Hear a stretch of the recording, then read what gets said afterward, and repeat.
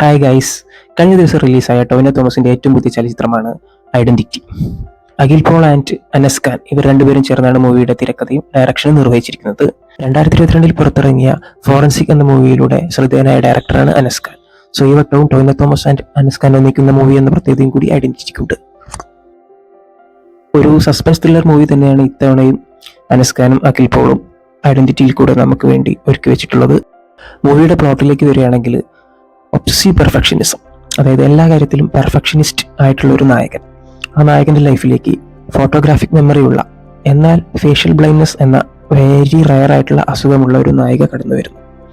പിന്നീടുണ്ടാവുന്ന സംഭവബഹുലമായ കാര്യങ്ങളാണ് ഈ മൂവിയിലൂടെ കാണിക്കുന്നത്. മൂവിയുടെ പോസിറ്റീവ്നെസ് നോക്കുമ്പോൾ ആദ്യം ശ്രദ്ധിക്കുന്നത് മൂവിയുടെ മേക്കിംഗ് ആണ്.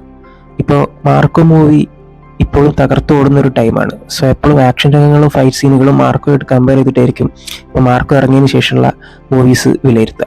ഐഡന്റിറ്റി മൂവിയിലെ ആക്ഷൻ സീനുകളൊക്കെ കൊറിയോഗ്രാഫി ചെയ്തിരിക്കുന്നത് യാനിക് ബെൻ ആണ്.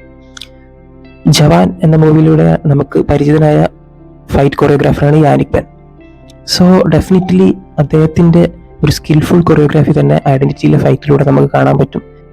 ഇതിൽ ഒരു ഫ്ലൈറ്റിൽ നിന്നുള്ളൊരു ഫൈറ്റ് സീൻ ചിത്രീകരിച്ചിട്ടുണ്ട്. ശരിക്കും ഒരു ഹോളിവുഡ് മൂവി മേക്കിംഗ് സ്റ്റൈലിലാണ് അത് ചിത്രീകരിച്ചിട്ടുള്ളത്. എസ്പെഷ്യലി നമ്മുടെ ടോം ക്രൂസിൻ്റെ ഒക്കെ ഒരു ആക്ഷൻ സീൻസ് കണ്ടുമറന്ന ആ ഒരു ഫീല് നമുക്ക് ഈ ജെറ്റ് ഫൈറ്റ് എന്നുള്ളത് കിട്ടുന്നുണ്ട്. സോ ആ യാനിക് ബെന്നിൻ്റെ സ്കില്ല് തന്നെയാണ് അവിടെ കാണാൻ പറ്റുന്നത്. അപ്പോൾ ആക്ഷൻ രംഗങ്ങളിൽ മൂവി 100% നീതി പുലർത്തി എന്ന് തന്നെ വേണം പറയാൻ. പക്ഷെ ഒരു ക്രൈം ത്രില്ലർ മൂവി ആകുമ്പോൾ അതിൻ്റെ സ്ക്രിപ്റ്റാണ് ഏറ്റവും കൂടുതൽ ഇമ്പോർട്ടൻറ്റ്. അപ്പം മൂവിയുടെ സ്ക്രിപ്റ്റിലേക്ക് വരികയാണെങ്കിൽ ഫസ്റ്റ് ഹാഫിൽ കുറേയൊക്കെ നമുക്ക് ലാഗായിട്ട് തോന്നുന്നുണ്ട്. പക്ഷേ സെക്കൻഡ് ഹാഫ് കുറച്ചുകൂടി സ്മൂത്തായി പോകുന്നുണ്ട്. എന്നാലും ഒരു കോമൺ മാനെ സംബന്ധിച്ച് മനസ്സിലാവാത്ത ചില ടെക്നിക്കൽ ടേംസ്, എസ്പെഷ്യലി മെഡിക്കൽ ടേംസും ആൻഡ് ടെക്നോളജിക്കൽ ടേംസും ഒക്കെ മൂവിയിൽ വരുന്നുണ്ട്. സോ ചിലപ്പോൾ ഒരു സാധാരണക്കാരന് പെട്ടെന്ന് മൂവിയിലെ സ്ക്രിപ്റ്റും സ്റ്റോറി ലൈനും ദഹിച്ചെന്ന് വരില്ല. എന്നാൽ പോലും ഈ ഒരു ക്രൈം ത്രില്ലർ സ്റ്റൈൽ മൂവീസ് ഇഷ്ടപ്പെടുന്നവർക്ക് ശരിക്കും പിടിച്ചിരുത്തുന്ന രീതിയിലുള്ള സസ്പെൻസ് മൂവിയിൽ ഒരുക്കി വെച്ചിട്ടുണ്ട്.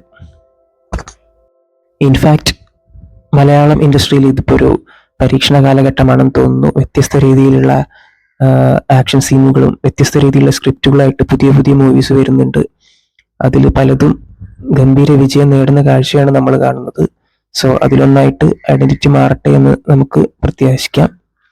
ഇനിയിപ്പം ജനുവരി 6 റിലീസാകാൻ പോകുന്ന ആസിഫ് അലിയുടെ ഒരു സസ്പെൻസ് ത്രില്ലർ മൂവിയാണ് രേഖാചിത്രം. സോ സസ്പെൻസ് ത്രില്ലർ മൂവീസ് തിരഞ്ഞു കാണുന്നവർക്ക് ശരിക്കും ഇൻട്രസ്റ്റിംഗ് ആയ ഒരു വീക്കാണിത്. കാരണം ഇനീഷ്യലി സൂക്ഷ്മദർശിനി റിലീസായി, അതിൽ നമ്മൾ എക്സ്പെക്ട് ചെയ്യാത്ത രീതിയിലുള്ളൊരു ത്രില്ലർ വന്നു. സെക്കൻഡ് ഇപ്പോഴത്തെ ഐഡന്റിറ്റി വന്നു. ഇനി നെക്സ്റ്റ് രേഖാചിത്രമാണ്. സോ ആ മൂവി നല്ലൊരു പോസിറ്റീവ് റെസ്പോൺസ് തരുന്നതിന് നമുക്ക് പ്രതീക്ഷിക്കാം. മാർക്കോയുടെ പടയോട്ടം തുടരുന്നതിനിടയ്ക്ക് റിലീസായ ഒരു മൂവിയാണ് ഐഡന്റിറ്റി. പക്ഷെ എന്തായാലും എല്ലാവരും കണ്ടിരിക്കേണ്ട ഒരു മൂവിയാണ്, എസ്പെഷ്യലി സസ്പെൻസ് ത്രില്ലർ സീക്കേഴ്സ്. വളരെ ഇൻട്രസ്റ്റിംഗ് ആയ ഫൈറ്റ് സീനുകളും ആക്ഷൻ സീനുകളും കൊണ്ട് ഒരു അടിപൊളി ഐറ്റം തന്നെയാണ് ഡയറക്ടേഴ്സ് ഒരുക്കി വെച്ചിരിക്കുന്നത്. സോ ഇനീഷ്യലിയുള്ള ലാഗ് കണ്ട് നെഗറ്റീവ്സ് റിവ്യൂ വന്നാൽ പോലും നമ്മൾ എൻ്റയർ മൂവി കാണുമ്പോൾ നമുക്ക് നല്ലൊരു സാറ്റിസ്ഫാക്ഷൻ തന്നെ കിട്ടും. കുറച്ച് കോംപ്ലിക്കേറ്റഡ് ആയ സ്റ്റോറി ആണെങ്കിൽ പോലും നമ്മൾ ഈ ക്രിസ്റ്റഫർ നോളൻ്റെയും അതുപോലെയുള്ള ബോളിവുഡ് ഡ്രാമ മൂവീസ്, ത്രില്ലർ മൂവീസും ഒക്കെ കാണുന്നവർക്ക് ഇത് ശരിക്കും ഒരു എൻജോയബിൾ മൂവി തന്നെയായിരിക്കും. സോ നെഗറ്റീവ് റിവ്യൂ കണ്ടിട്ട് മൂവി കാണാതെ പോയാൽ അതൊരു നഷ്ടമായിരിക്കും. കാരണം എല്ലാവരുടെയും പെർസെപ്ഷൻ ഡിഫറെൻ്റ് ആയിരിക്കും. ഡെഫിനറ്റ്ലി ഒരു വൺ ടൈം വാച്ചബിളായ നല്ലൊരു action thriller as well as suspense thriller മൂവിയാണ് ഐഡന്റിറ്റി.